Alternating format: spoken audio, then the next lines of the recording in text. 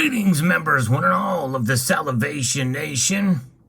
The reality is, central banks are preserving their wealth while stealing yours. Let's explore.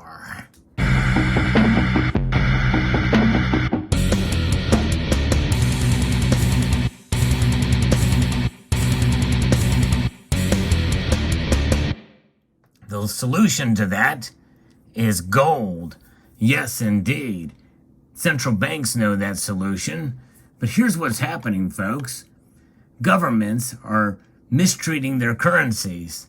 Yes, indeed, they are just exploding in the amount of dollars or currency units they're producing all around the world. It's not just the United States, but the United States can do it because everybody else is doing it, right? You've heard me use the analogy of a dirty laundry pile. Our shirt is very dirty, very dirty. I would not wear that shirt out in public. Yea, though, it is the cleanest of the dirty shirts in that laundry basket. And you know what they say about baskets? Real mainly, it's about eggs in baskets. You should not put all of your eggs in one basket.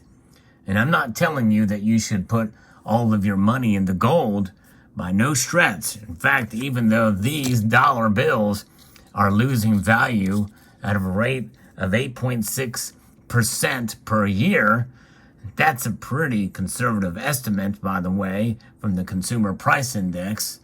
But by and large, we know it's a lot more than that based off the Producer Index and how they used to measure inflation. But the gold market remains trapped in a consolidation below $1,850 an ounce right now. And it's kind of just hanging out there, right? One analyst said that the precious metals long-term bullish setup remains firmly in place. And according to Kitco News here, Byron King, editor and precious metals expert at Agora Financial, said that he expects it's only a matter of time before gold once again becomes an essential monetary metal. But the reality is, it is today a monetary metal. In fact, the Bank of International Settlements pretty much gave the blessing to what we already knew for thousands of years in April of 2019 when it labeled gold a Tier 1 asset. The Bank of International Settlements is the central bank of central bankers. King said that with inflation rising out of control, consumers are losing faith in fiat currencies. He added that the situation can still get worse as governments continue to create money out of thin air. And what are governments closely tied to? Central banks. That's exactly right. In fact, the Federal Reserve, even though most say, well, it's a private institution, which means they can do what they want, make no mistake, the chairman of the Federal Reserve is appointed by the president and confirmed by the Senate. Indeed, all the board of governors are. It's a government-sanctioned private entity. They work hand in hand. They are in cahoots. Yes, indeed. The way Western currencies have been mistreated by their own governments, mismanaged, it's scandalous. King said that the issues consumers currently face can be traced back to the 2008 financial crisis. I would say it goes back much further than that, but that was nearly 15 years ago. The government and the Federal Reserve flooded financial markets with money and liquidity that helped support the economy during the worst financial crisis since the Great Depression.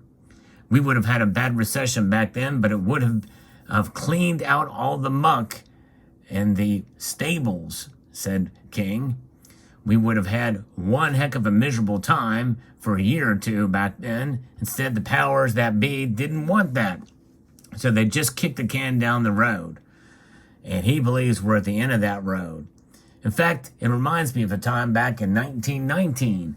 We had a very bad crisis. Not a lot of people talk about it, but there was a financial crisis then. And essentially, we went through it. We struggled through it for a few years. And then we had the roaring 20s. And really, it was kind of in spite.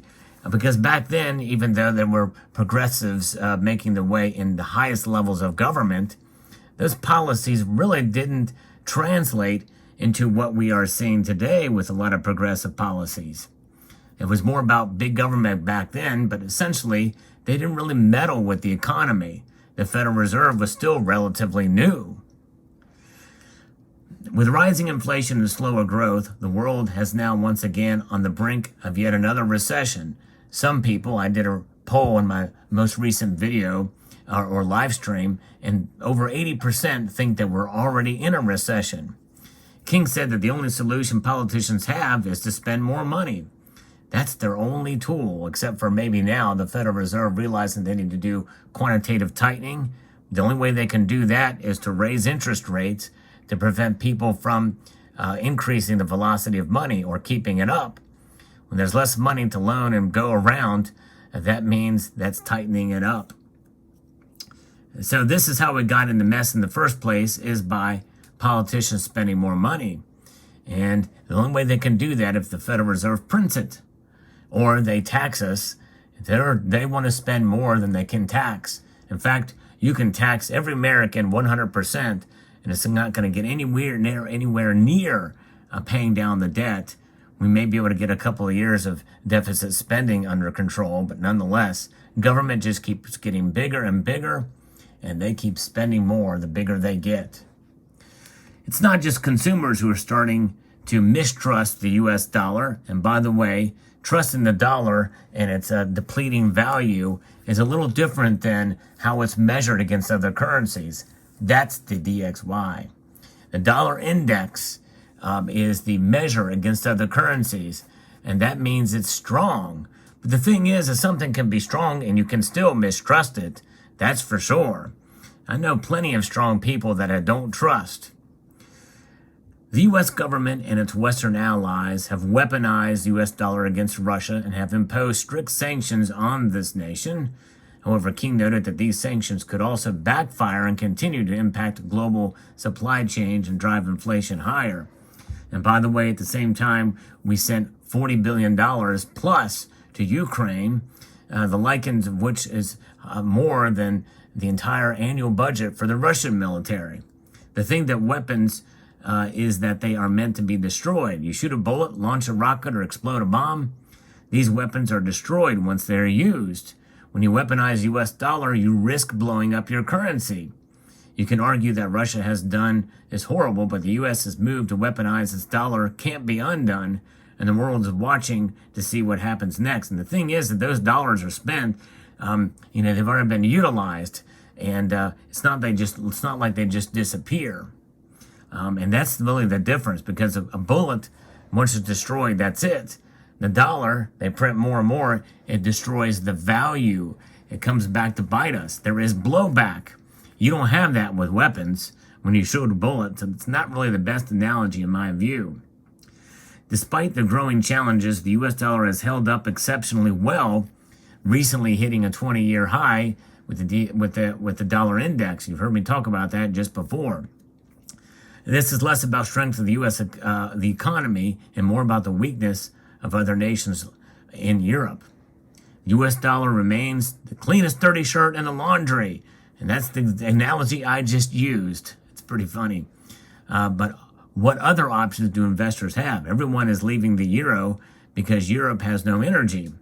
King said that investors are starting to realize that gold remains a solid alternative to the dollar. In fact, central banks know that too, because they're accumulating more and more. Although you have not heard about the Central Bank of the United States accumulating more gold.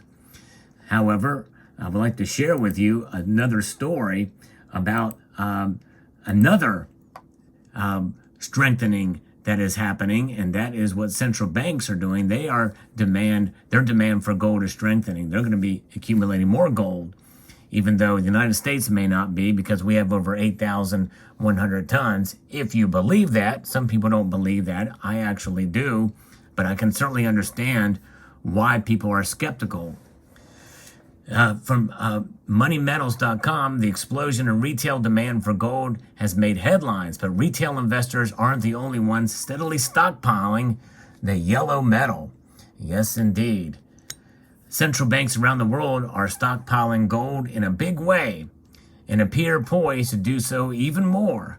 According to a recent central bank survey conducted by the World Gold Council, gold remains a favorable reserve asset globally. Central banks buy and hold gold for many of the same reasons that retail investors do, like this gold that you see here before you. We buy gold to protect ourselves. Amid recent geopolitical strife and an explosion of the U.S. money supply in response to COVID-19, countries are increasingly unsure about the Federal Reserve note's longer-term standing as global reserve currency in international commerce. 4/5, or about 80% of central banks, hold gold in their reserves, according to the 2021 Central Bank Gold Reserve Survey. 7 out of 10 central banks that reported currently not holding gold listed. Preference for better yielding or higher returning assets is the reason why. This doesn't come as a surprise, as institutional money managers myopically chase nominal returns without consideration of whether their real inflation-adjusted returns might actually be negative. Gold bullion's nominal yield of 0% represents good value when considering it provides security of principal. It cannot default. And again, I remind you what the Bank of International Settlements rated it at, up to and equal to, on par with currency. It's a tier 1 asset. Of course, that's not really saying much considering where currencies are. Gold's nominal yield of 0% is a lot better than negative 8.6%. That's for sure. I'll take those odds any day. Real upside potential compared to debt instruments denominated in depreciating fiat currencies, which carry a sharply negative yield in real terms. As I mentioned, the World Gold Council survey reports that 25% of the respondents plan to increase their gold reserves, up from 21% last year. Central banks know the deal. That's for sure. They, however, are even more optimistic about gold as a reserve asset, with 61% of respondents saying they expect global gold reserves to increase over the next year.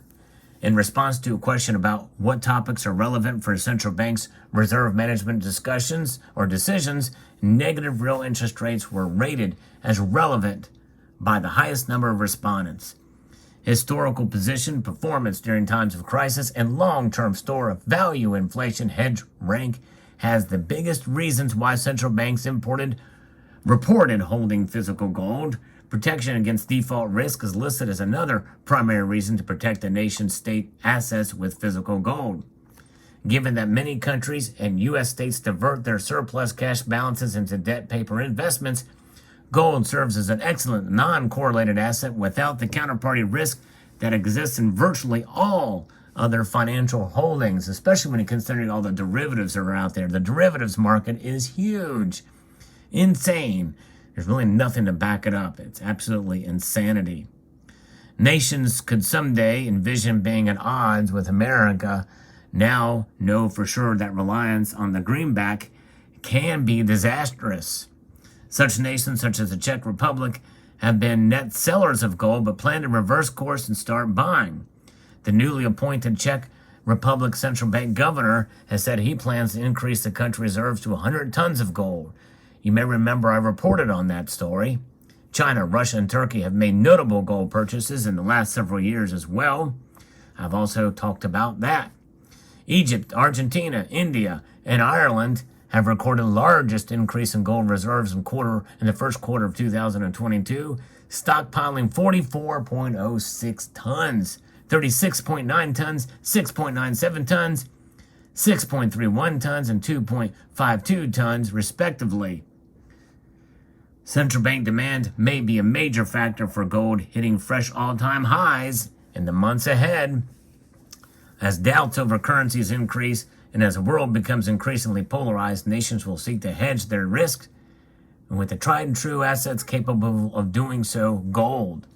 Some may theorize that there may be a conspiracy, that they want gold to be low so that they can accumulate more. But who knows? We really don't know. I don't want to kind of go there, but I think there is some evidence for suppression, depending on how it is mainly done in the paper markets. And it could be some big players within some of these central banks doing it. I don't know. None of that can be substantiated. I can't provide any evidence of it. But obviously, people are skeptical. But make no mistake, it is wise for us to have this gold in our portfolio. Gold has stood the test of time and will continue to do that. And if you enjoy videos like this or appreciate the information provided therein, I hope you will consider subscribing to the channel and pressing the thumbs up button. It does help the algorithm because I think this is an important video, and I've been increasingly trying to post more important videos like this to spread the word about precious metals. I think it's crucial for us to be our own central bank. And in this case, you can enjoy it. There's a variety of gold products to choose from, as you can see here before your very eyes. And you can enjoy accumulating these precious metals and be able to be your own central bank. And that's really what it's about. It's about preservation, self-reliance with a monetary system that has stood the test of time. Gold is money. It shall forever be money, and even is recognized by the Central Bank of Central Bankers. So I hope you will consider adding even just a little bit of gold in your portfolio, even as down to the size of a quarter ounce or even smaller.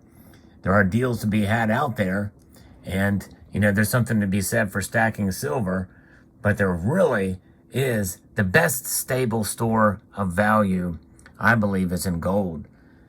And there you have it. Let me know what your thoughts are in the comment section below. I'd like to extend a multitude of gratitude to you all for taking the time to watch, and to encourage you to please rate, share, comment, and subscribe.